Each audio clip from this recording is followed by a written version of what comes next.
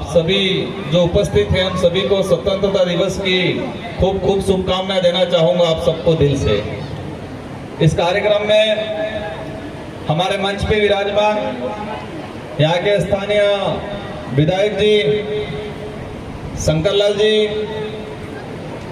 SDM साहब, यहाँ के नगर अध्यक्ष, साथ ही प्रधान जी और पुलिस प्रशासन से हमारे डिप्टी साहब, तहसीलदार साहब, इस नगर के समस्त नागरिकगण और इस प्रांगण में एक शानदार जो प्रस्तुतियां दी गई है, ये स्वतंत्रता दिवस 78वां स्वतंत्रता दिवस मनाया जा रहा है। हमारे लिए, हमारे देश के लिए और इन बच्चों के लिए एक गौरव का दिन है।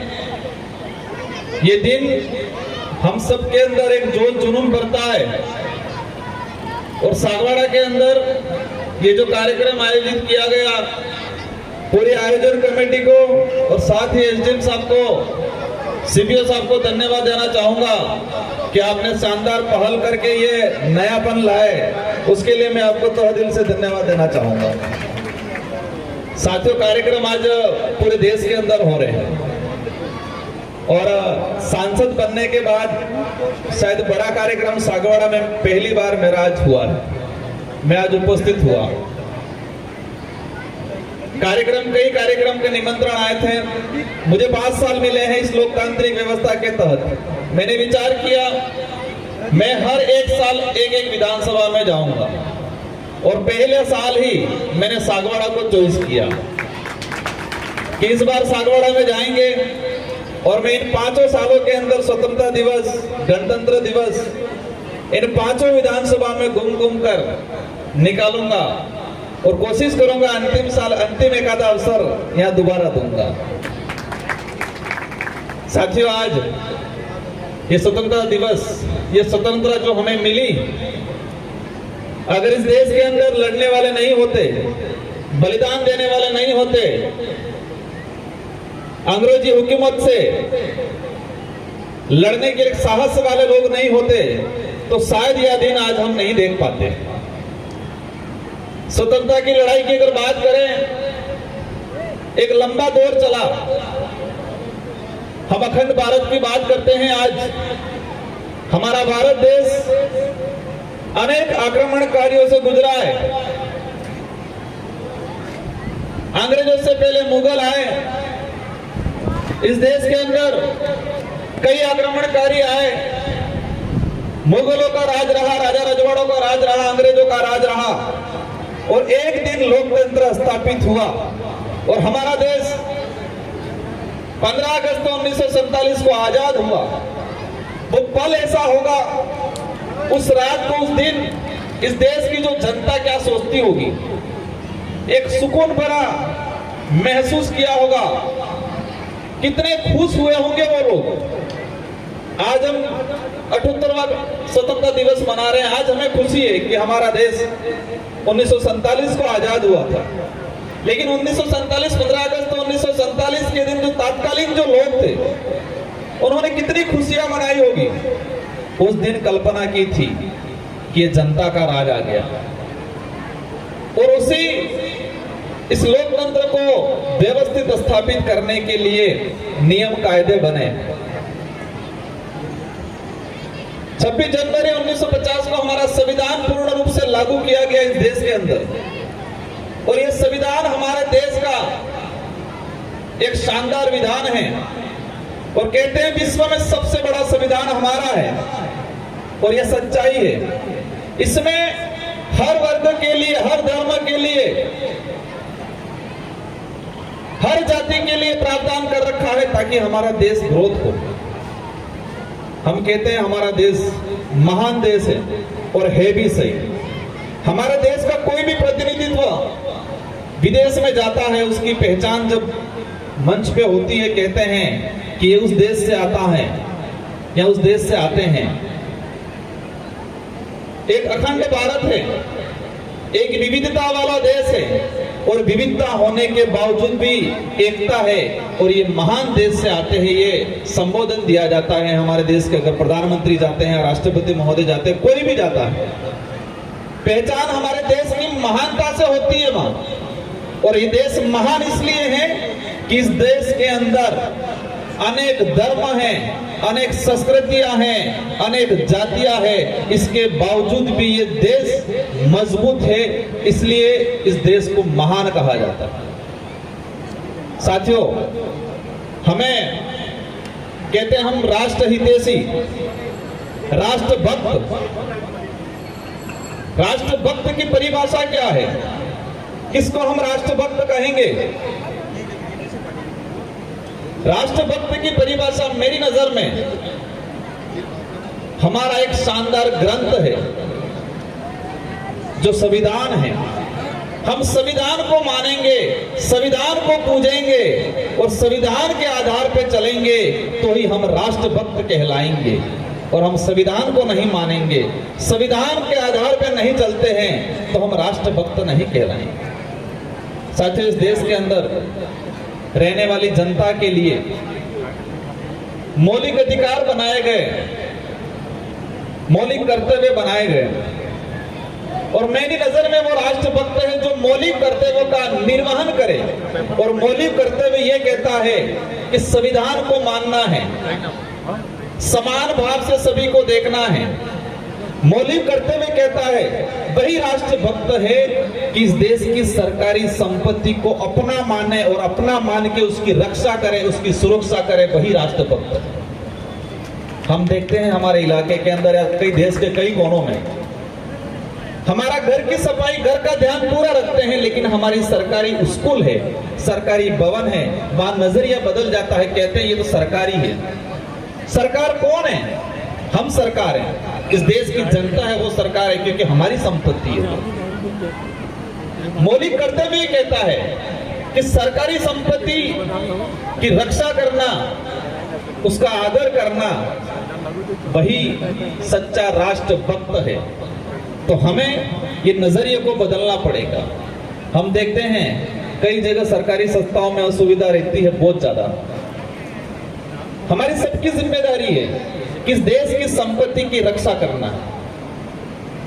एसडीएम साहब बता रहे थे, उन्होंने शानदार पहल की, मुझे अच्छा लगा आज आके।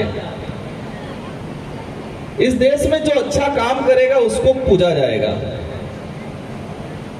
और जो अच्छा काम करता है उसकी जाति क्या है, धर्म क्या है, वो पुरुष है या महिला है, वो नहीं देखा जाएगा। उसने अच्छा काम किया उसको जाना जाएगा। और एसडीएम साहब, आपको भी कहना चाहूंगा, आपने अच्छी पहल की।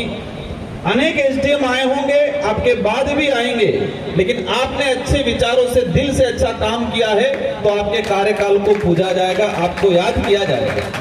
इस देश के इतिहास में हम उठा के देखते हैं, हम किसको मानते हैं जिसने अच्छा काम किया? हम गांधी जी को मानते हैं, अम्बेडकर जी को मानते हैं, बिरसा मुंडा जी को मानते हैं। हमारे इस इलाके की बात करें, गोविंद गुरु को मानते हैं, भोगीलाल पंड्या जी को मानते हैं। हर वर्ग का व्यक्ति मानता है। मैं एक बार अभी छत्तीसगढ़ गया था, मैंने देश के अंदर एक अलग सी चीज देखी। संविधान मंदिर बना हुआ छत्तीसगढ़ के बस्तर में, संविधान मंदिर। मैंने गूगल पे सर्च करके देखा कि देश में एकमात्र संविधान मंदिर बना हुआ है बस्तर के अंदर। मैं गया वहां, मैंने जाना इसके बारे में। 1992 के अंदर एक प्रोजेक्ट आया, वहां पर कलेक्टर थे देव वर्मा, ब्रह्मदेव शर्मा करके, और वहां पर जो लोग थे उनकी जमीन खाते नहीं थी। वो प्रोजेक्ट था स्टील का, और उन्होंने उन लोगों की पीड़ा को समझा। उनको पता था ये लोग विस्थापित होंगे क्योंकि जमीन में रिकॉर्ड नहीं है, लेकिन ये लोग आजादी से पहले रह रहे हैं। वो कलेक्टर थे और कलेक्टर पद से त्याग दिया और समाज सेवी बने, वो कारवा उठाया और आज उनको वहां पूजा जाता है। वो जाति नहीं देखी गई, उनके कर्म देखे गए।